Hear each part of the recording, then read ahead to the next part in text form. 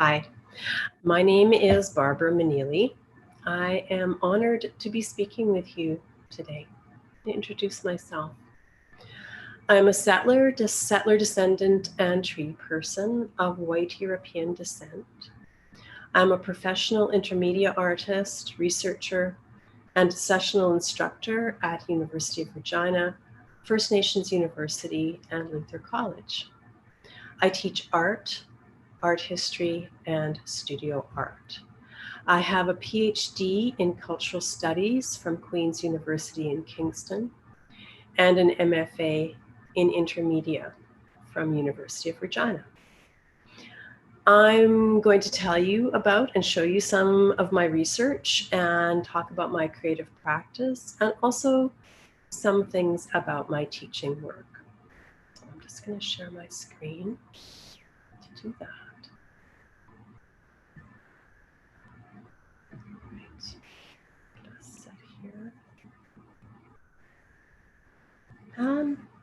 So as an artist, my creative projects develop site responsively in collaboration with and in dialogue with people, places, and histories.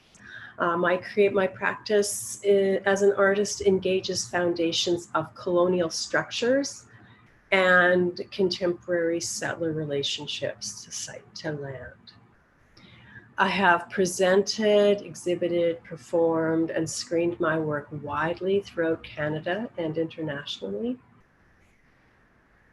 My work develops in various ways, my artwork, through cartography, writing, book works, installation, media, performance, and community practice.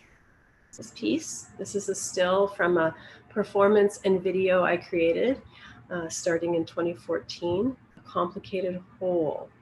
It was part of my PhD work at Queen's University in Kingston. And this is me literally digging into Treaty 4, the territory where my European ancestors took land and where I am currently based. In this work, I'm striving to dig into what it means to be a contemporary settler, descendant, and treaty person on this land.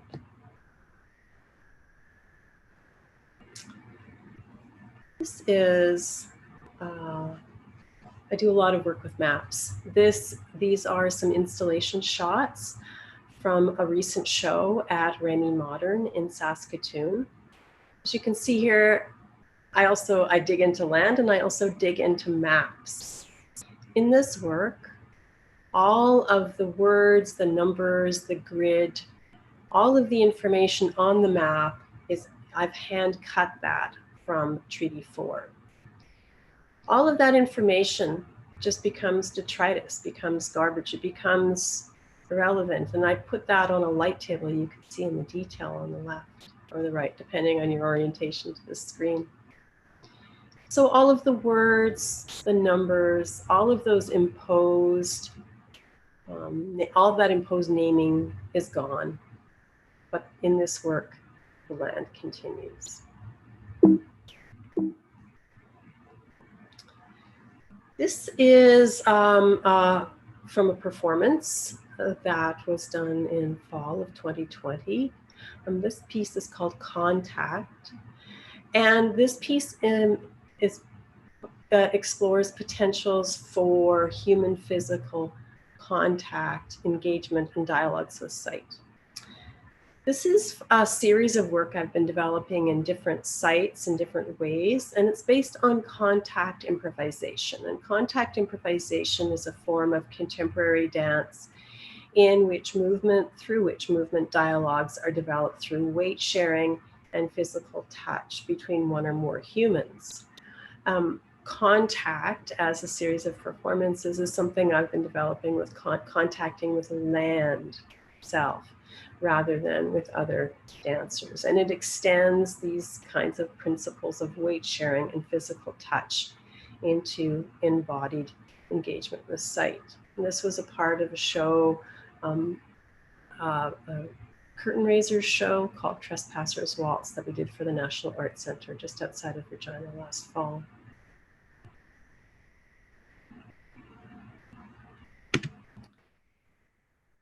In addition to digging into maps and digging into land, sometimes I dig into land and bury maps. This is a piece called Subterranean Cartographies, again, a performance, and I'm making it into a video now for screening.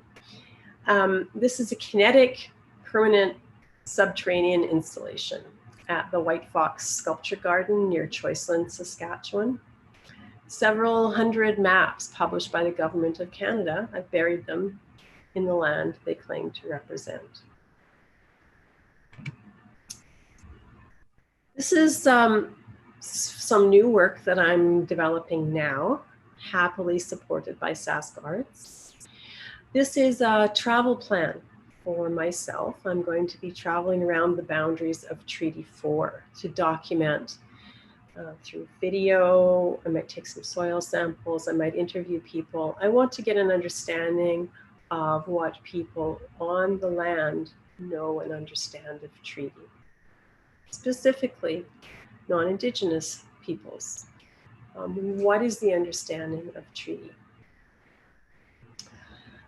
This is, I can't remember if I said it's from Mackenzie Art Gallery. The show is scheduled to open in 2022.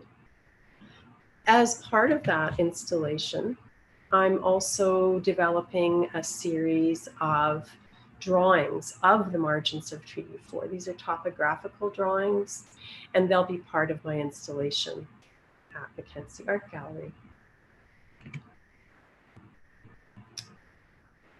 So as I said, I teach as a sessional instructor at University of Regina, First Nations University, and Luther College. That means that I work on contract. And I want to tell you some things about that now. Students typically have no idea who is permanent faculty and who works on contract. But there are significant differences between contract and permanent faculty, and it is important that students know. Sessional faculty work 4-month part-time non-renewable contracts. We have minimal job security and must reapply for every class we teach, regardless of our length of service to the university. For example, University of Regina requires a cover letter, CV, teaching philosophy, and teaching philosophy for every class I apply to teach. And this may be for classes that I have already been teaching for years. Even after years of service, a sessional typically has little or no access to benefits or job security. Sessionals are laid off by the employer, by the university, at the end of a 4-month contract, and are typically not employed by the university at least 4 months of the year. Sessionals receive less than 25% pay for the same teaching load as permanent faculty. The university charges students the same tuition regardless of who teaches, and they should, because the quality of instruction is the same. The main differences, though, are behind the scenes. Sessionals do not receive funding from the university for computers and technology that we need to do our jobs, for instance. For years, I did not have access to a computer at work. I had to bring my own. This is quite common. As I said, students generally don't know who is permanent faculty and who works on contract most of the time. But if students need a job reference or advice or have a question after the semester, there may be problems. Most of us do our best to stay available to students, but when our contracts end, we are generally working other jobs, and sometimes we no longer have access to university emails. At any time, anywhere between 45 to 60% of the faculty, of the teaching faculty at University of Regina and the federated colleges are working on 4-month contracts. Throughout your studies, that will be an average. But in your first year, you will generally work with more contract faculty. Since 2009 at University of Regina, Luther, and First Nations University, I have taught close to 1,500 students, the vast majority of those students in their first year of their studies. You may see a variety of people talking about their research and teaching through this excellent student union, this excellent URSU program. Just remember that the permanent faculty who speak about their research are being paid to do that. I'm volunteering to speak with you here because it's important for everyone to know how universities work, all of them. Some Canadian universities pay better than others. Some Canadian universities pay contract faculty $20 an hour to teach students. In the US, it can be as low as half that. This can be discouraging to anyone who has the goal to teach at university. But if that's what you want, then definitely go for it. There are very good jobs in universities, as my permanent faculty colleagues will likely agree. Just be sure to understand the context and take a lot of advice from a lot of people to learn how to best achieve your goals. If anyone is interested in finding out more about my work or would like any more information about sessional precarious faculty, please get in touch with me. My contact information is here. And welcome to campus.